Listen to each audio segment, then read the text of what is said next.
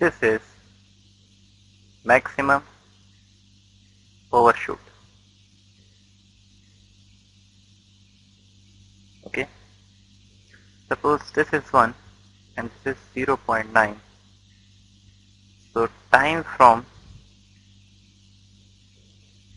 0.1.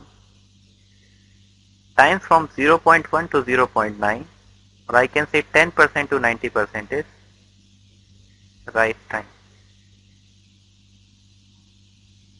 Okay. Up to 50% it is delay time.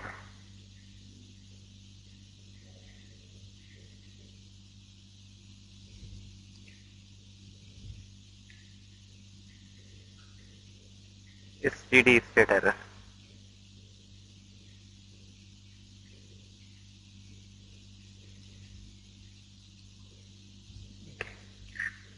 This is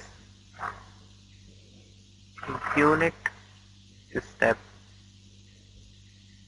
response of a control system.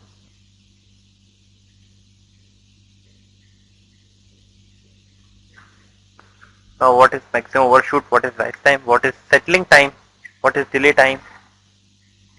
We will see all these things. But we will see all these things with respect to a second order system.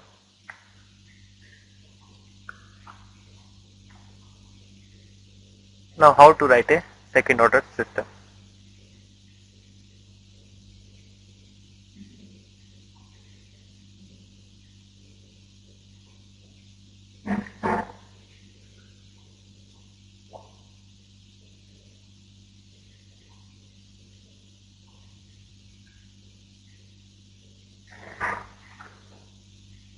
A general equation of a second order system open loop function will be omega n square upon s into s plus 2 zeta omega n. Okay, where zeta and omega n are real constants. We'll see what is zeta and what is omega n later. Zeta and omega n are real constants. Okay, so if this is a GS, then for a unity negative feedback system, closed loop transfer function for a unity negative feedback system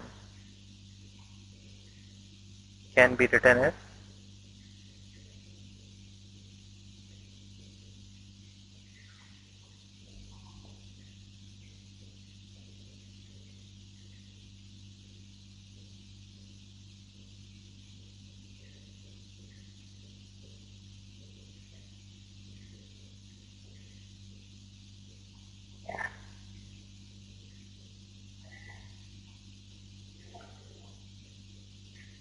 GS upon 1 plus GS, because HS is equal to 1. So I can write this as omega n square upon s square plus 2 zeta omega ns plus omega n square. This is my GS by R. This is a second order general equation. Okay. Now omega n is called natural frequency.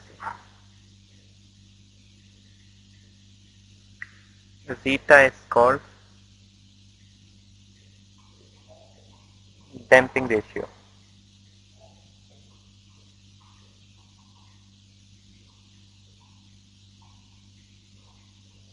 Okay. So if I found the roots of the denominator of second order system, s square plus 2 zeta omega ns plus omega n square equal to 0, I will get s is equal to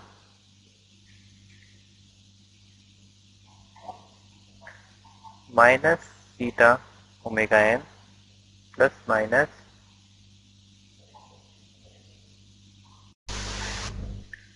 under root of zeta square omega n square minus omega n square. Okay, now depending on the value of zeta, I will have my different system dynamics. Okay, different system dynamics, if I say, I mean that it will be underdamped, it will be critically damped, it will be overdamped, it may be undamped, okay, or it may be negatively damped. Okay, so for 0 less than zeta less than 1, I am having s equal to minus zeta omega n plus minus j omega n 1 minus zeta square. Okay, this is a case of underdamped.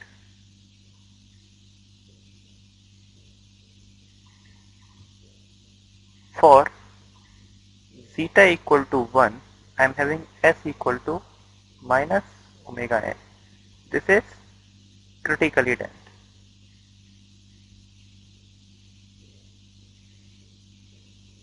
For zeta greater than 1, I am having my s is equal to minus zeta omega n plus minus omega n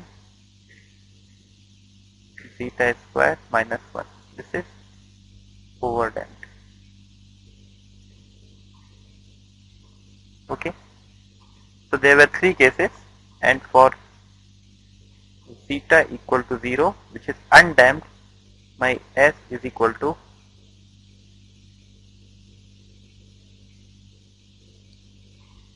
minus zeta omega n plus minus j omega n 1 minus, sorry, s is equal to plus minus j omega n, which is undamped. Okay, so these were the cases for different value of zeta.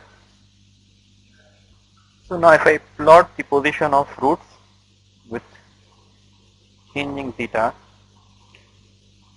at this point zeta equal to 0. Okay, zeta equal to 0. As zeta is increasing, this is coming towards this point up to zeta equal to 1. At this point zeta equal to 1. Okay, and for zeta greater than 1, this will move apart. This is a locus with changing value of zeta, the roots will behave. Okay, if I draw the step response, when I am having roots on the real axis, that is when zeta is greater than 1, in the case of complete damped, will go and touch the maximum values. Okay, when zeta equal to 1, at that point I am having both the roots at the same point. This is my j omega axis. In this case it is a case of critical damping, so I'll have it just okay.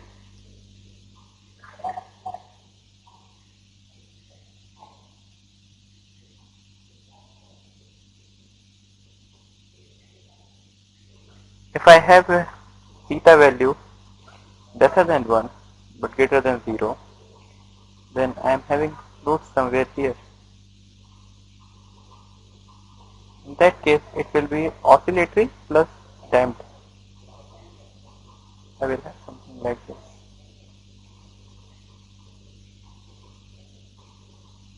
Okay, for zeta value equal to 0, I am having roots here, then it will be a complete oscillatory because there is no real part, there is no damping.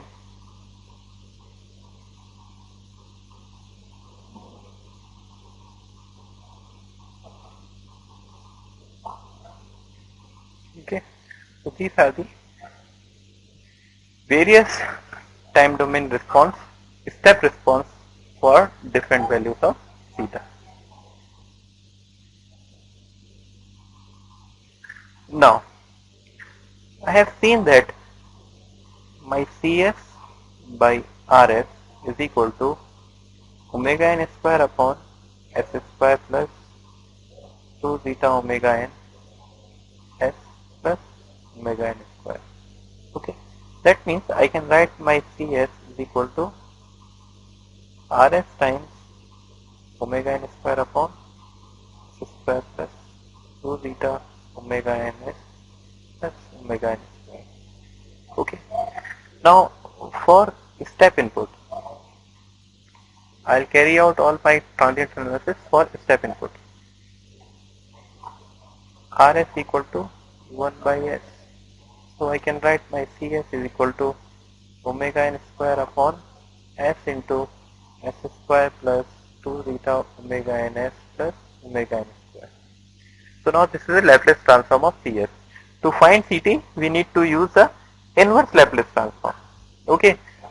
On using the inverse Laplace transform, I will get my Ct like this: 1 minus e to the power minus zeta omega n t upon 1 minus zeta square sine omega n under root of 1 minus zeta square t plus cos inverse zeta. This is for t greater than equal to 0. Okay.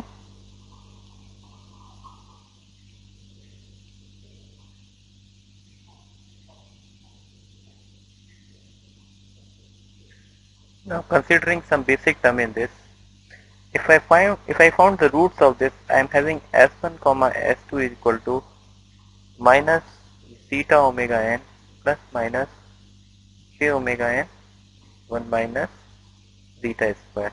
Okay. Now I can write this as minus alpha plus minus j omega. Okay. Alpha is called damping factor.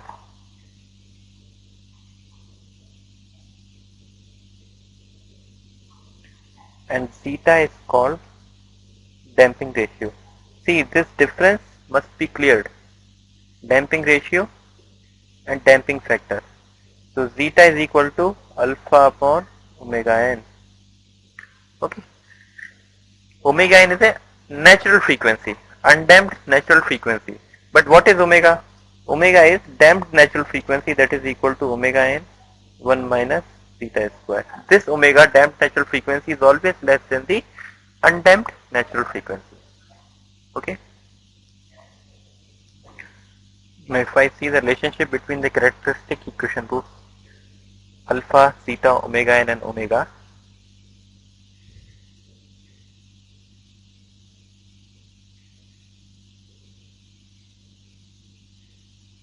okay.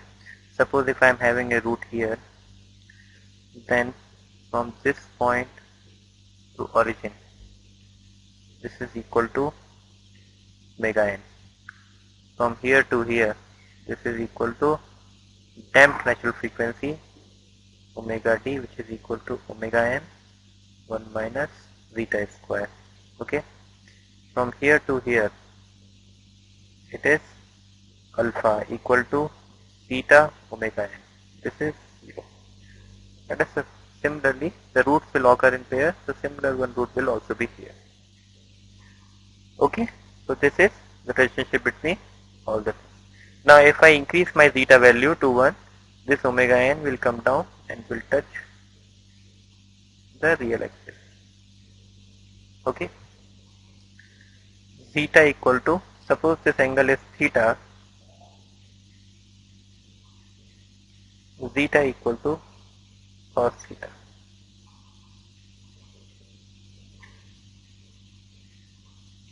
Now the first component of transient analysis, the time of first overshoot.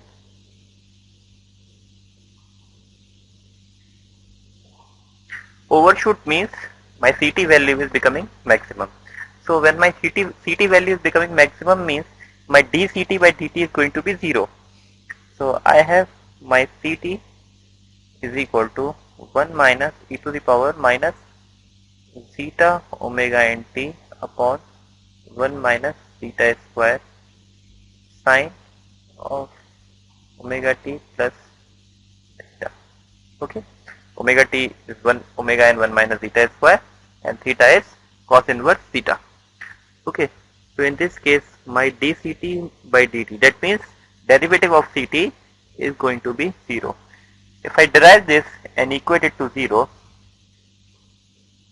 I will have omega n upon 1 minus zeta square e to the power minus zeta omega n t sine omega n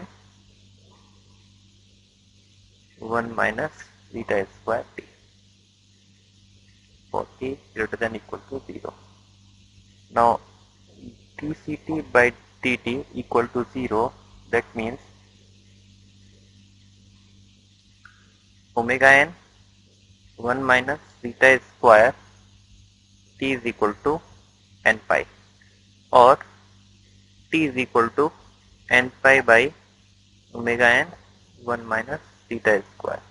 Okay, n value can be from 1, 2, 3 like this. Okay, now what will happen?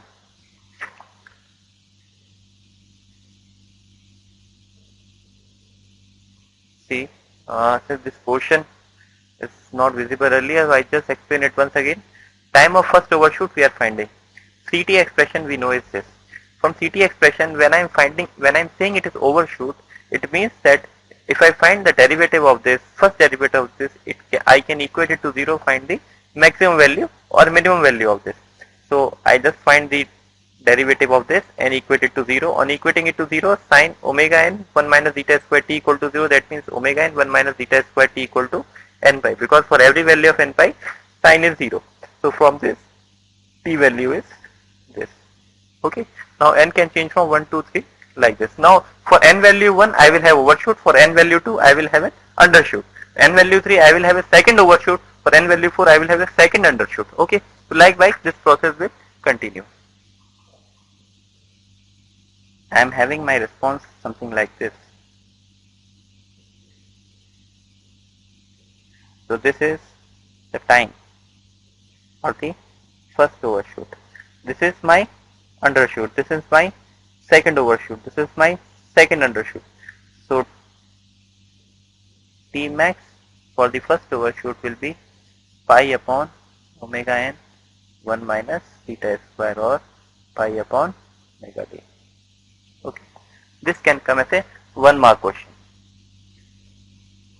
If I want to find the second overshoot, then it will be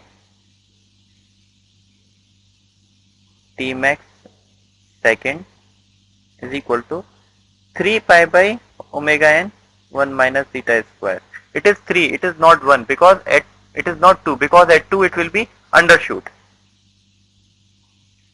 T min, I should write here min. First, it is 2 pi by omega n 1 minus theta square. Okay, equal to 3 pi by omega d. It is equal to 2 pi by omega d. Undershoot. Second overshoot. Okay, so in this way this can be found. So this was the first component. Second component is finding the maximum overshoot. How much is the maximum overshoot? First we have found the time for the overshoot, and now we are finding the maximum overshoot. We need to find CT max. Okay, with a given time t, I can find my CT max or min.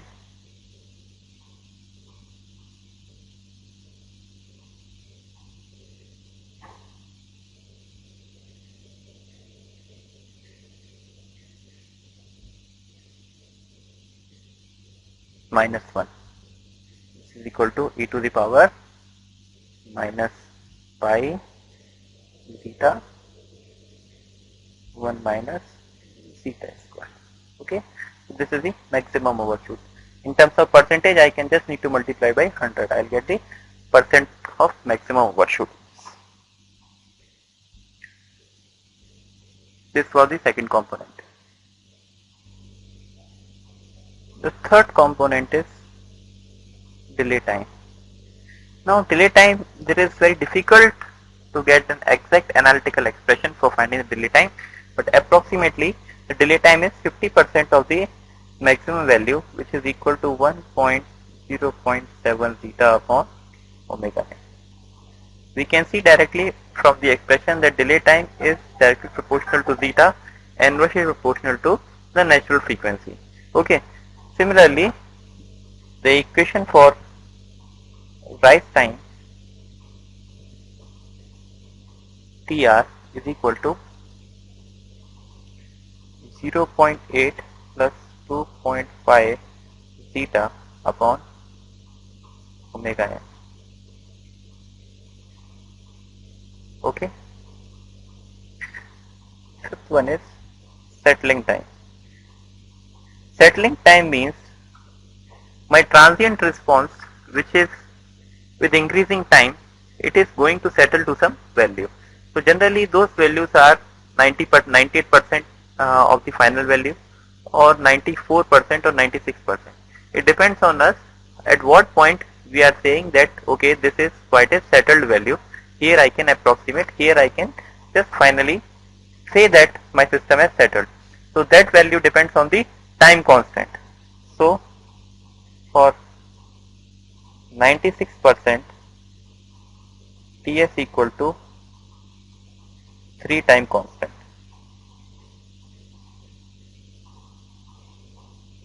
For 98%, Ts equal to 5 time constant. 1 time constant equal to 1 by zeta omega n. So it is 5 by zeta omega n. Approximately it can be somewhere between 3 and 5. So we can write 4 by zeta omega n as a time constant. Okay. So these were the various components for the transient response.